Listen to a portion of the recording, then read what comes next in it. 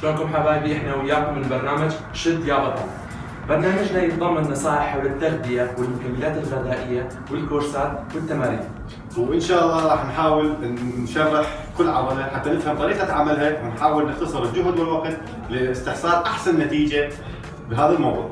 واحنا برنامجنا حتى الهدف منه هو نشر المعرفة والفائدة، لأنه هواية مثل ما تعرفون اكو ناس تتناقل معلومات غلط تخص مواضيع الفتنس والبودي بيلدينج واي موضوع آخر، فاحنا هو هذا الهدف الرئيسي. راح ناخذ احنا مواضيعنا عن طريق مواقع مشهورة مثل bodybuilding.com healthandfitness.com او اسماء مشهورة جدا باليوتيوب، شغلات اجنبية. راح ناخذ المعلومة وظلوا ويانا. لا تدوسوا. Or you're getting rolled over like Rover, cause my fists are bulldozer. I throw these. الحلقة الأولى من برنامجنا حول أنواع الجسم. طبعا كل شخص قبل ان يسوي دايت يتبع حمية او يبلش يتمرن لابد ان يعرف نوع جسمه، لان نوع الجسم ياثر بصورة كبيرة جدا على نوع الدايت وعلى نوع التمارين. ليش؟ حتى يختصر الوقت ويختصر الجهد يحصل النتيجة المطلوبة. عموما احنا عندنا ثلاث تايبات مال بودي، ثلاث أنواع جسم، وهما الإكتومورف والميزومورف والإندومورف. نبدأ نحكي عن الإكتومورف وهو الضعيف أو ما يسمى بالهارد جينر. الهارد جينر نحب نفسر هاي الكلمة، هو هارد جينر يعني هارد بصعوبة يكتسب الوزن العضلي أو الوزن الفات، يكون معدل الأيض الغذائي بجسمه عالي جدا، يعني قد ما ياكل ما يسمن.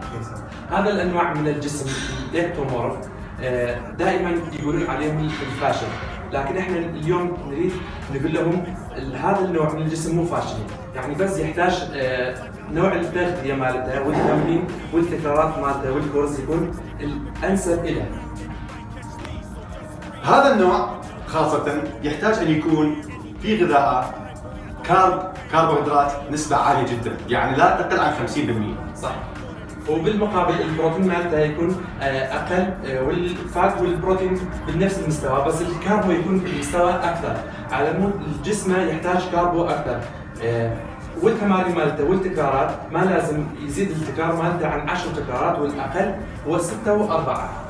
يعني من تروح تشتري سبلمنت دائما السؤال اللي اي نوع بروتين اشتري، هذا السؤال مطروح دائما. اذا انت كنت اكتومورف فيفضل ان لا تشتري واي او ايزو، يعني واي بروتين واحده، لازم يجي مخبوط كربوهيدرات. ولازم البروتين مالته يكون نوعيه من البروتينات الماس يعني بروتينات الضخامه.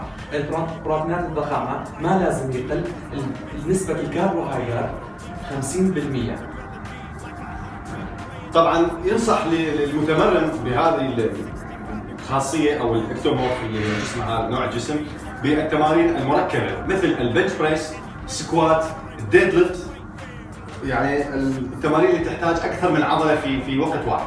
صح. والتمارين الكارديو ممنوع، او مره واحده بالاسبوع ممكن. انا اقول ممنوع. كيفك؟ النوع الثاني ويانا هو الميزومورف.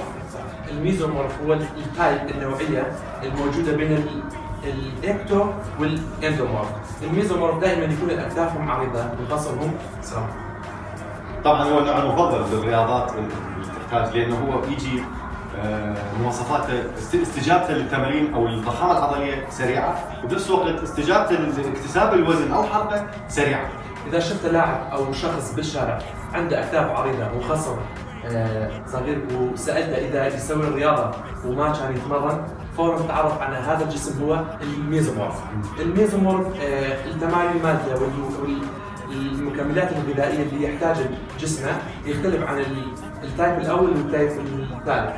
الميزومورف لازم ياخذ نسبه الكاربو اقل ومن الاكتومورف طبعا، ولازم ياخذ نسبه بروتين اكثر، لانه هو يحتاج بروتين اكثر.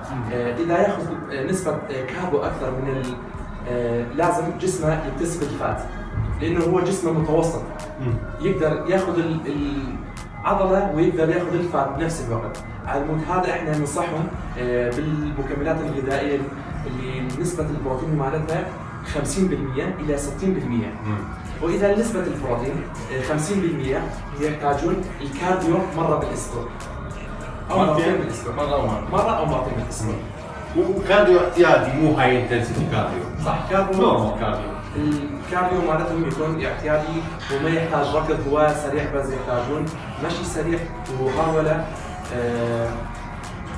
بس هذا. وياكم النوع الثالث ويانا هو الاندومورف. صح.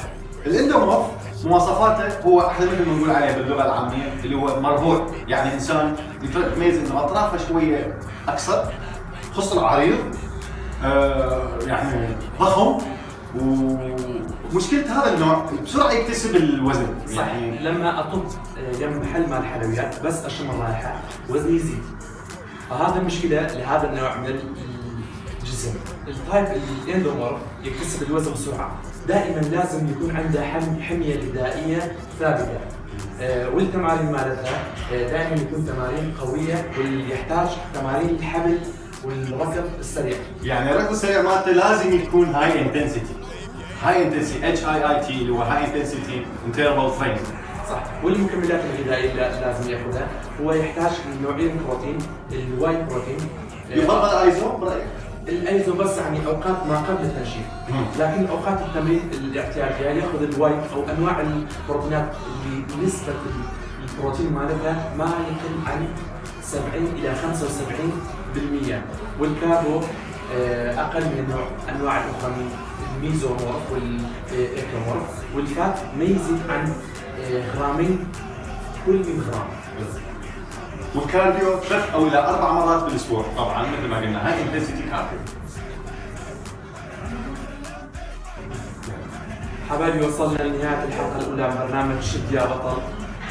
نتمنى ان استفادتوا ان شاء الله، ودائما ويانا ظلوا تواصلوا بلايك وشير، واحنا مستعدين نجاوب عن اي سؤال ينطرح علينا ان شاء الله.